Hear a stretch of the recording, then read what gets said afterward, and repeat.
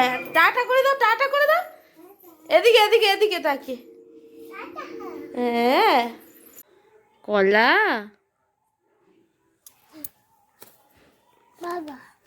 Hmm. Welcome back to my channel. আশা করি তোমরা সবাই খুবই ভালো আছো, সুস্থ আছো। চলে এলাম আমার একটা নতুন ব্লগের সাথে। সকলকে জানাই গুড মর্নিং, সুপ্রভাত। আজকে সকাল সকাল চান টান সেরে চলে এসেছি রান্নাঘরে।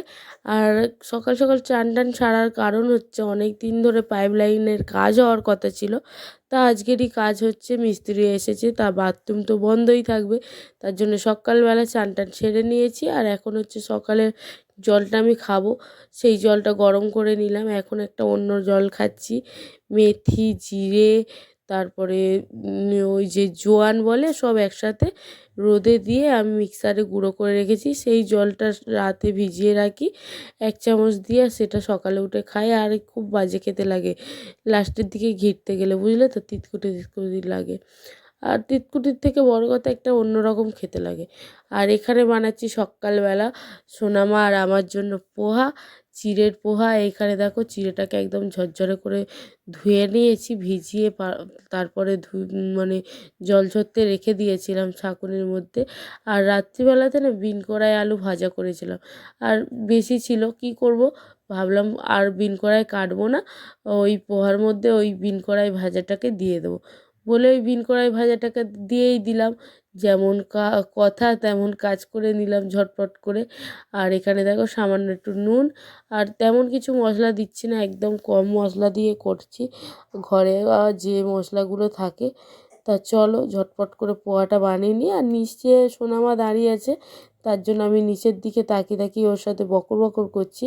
আর সোনামা বলছে নুন, হলুদ, মানে এখন প্রায় সবই কথা বলতে পারে, যা মোটামুটি শুনবে। আর আমি ওইটাই বলে বলে ওকে দিচ্ছি, এটা জিরে, ধনে, ওকে বলে বলে শুনিয়ে শুনিয়ে দিচ্ছি, বুঝলে তো, সব কিছুই জানা দরকার। আর এই দেখো ফাইনাল কালারটা দেখো কত সুন্দর এসেছে।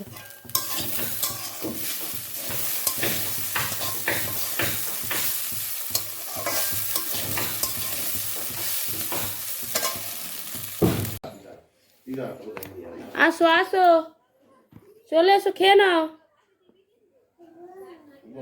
এসো।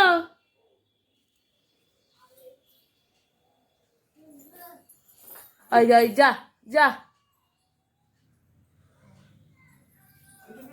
চলে এসো চলে এসো, খেয়ে নাও, চলে এসো, এখানে এসো এখানে এসো।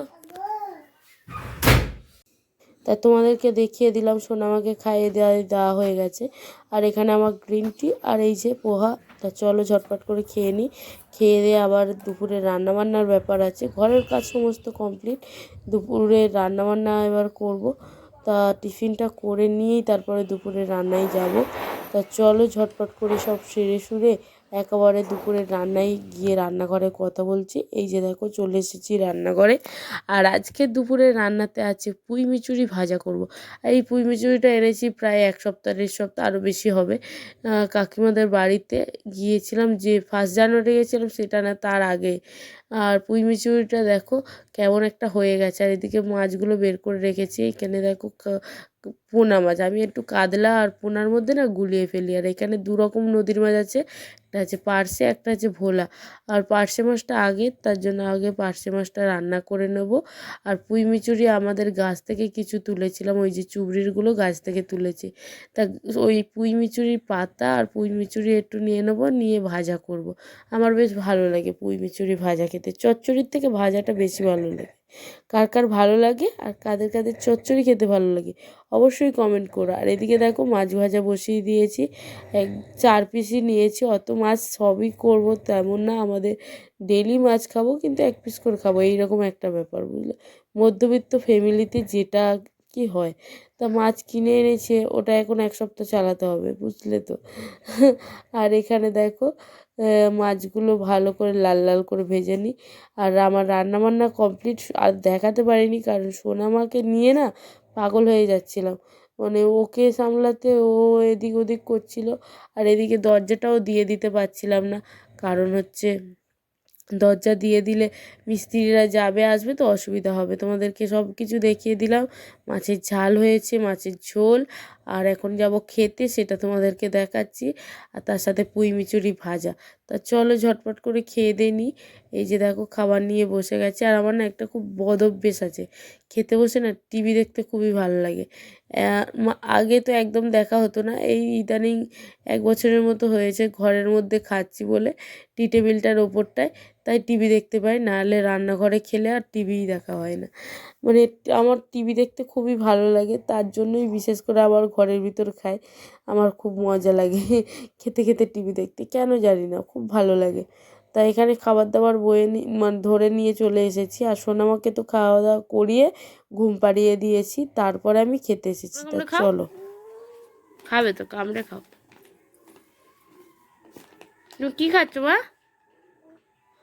কলা? বাবা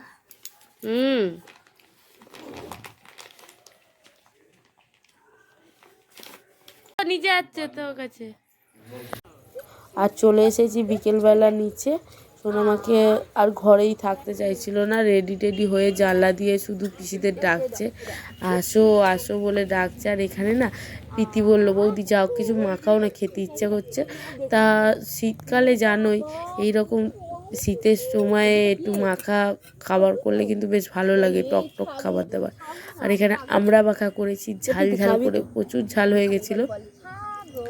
আমি খেতেই পাচ্ছিলাম না লাস্ট পর্যন্ত। আমি এত লঙ্কা খাই, আমি লাস্ট পর্যন্ত খেতে পাচ্ছিলাম না, এতটাই ঝাল হয়ে গেছে। আমড়াটা বেশ টক মিষ্টি ছিল, দারুণ লেগেছিল খেতে আমড়া মাখাটা। কি আমরা মাখা খেয়ে দিয়ে একেবারে চলে এলাম রাত্রেবেলার ডিনারের সাথে। আজকের ডিনারটা একদম ভিন্ন স্বাদের, ফ্যানে ফ্যানে ভাত, তার সাথে শুকনো লঙ্কা তেল লঙ্কা করে নিয়েছি। এখানে ডাল সিদ্ধ, তার সাথে আছে আলু ভাতে মাখা পেঁয়াজ টিয়াজ দিয়ে, আর বরমশাই তার সাথে একটা ডিমের অমলেট করে নিয়েছে। আর এখানে সোনামা দেখো আগে আগে যাচ্ছে ফুটে মস্তান আমার আর দেখো কথা বলো। তো আজকের মতো ভিডিওটা এটুকুই রাখছি, সবাই ভালো থেকো, করো। হ্যাঁ টাটা করে দাও, টাটা করে দাও, এদিকে এদিকে এদিকে তাকিয়ে। হ্যাঁ।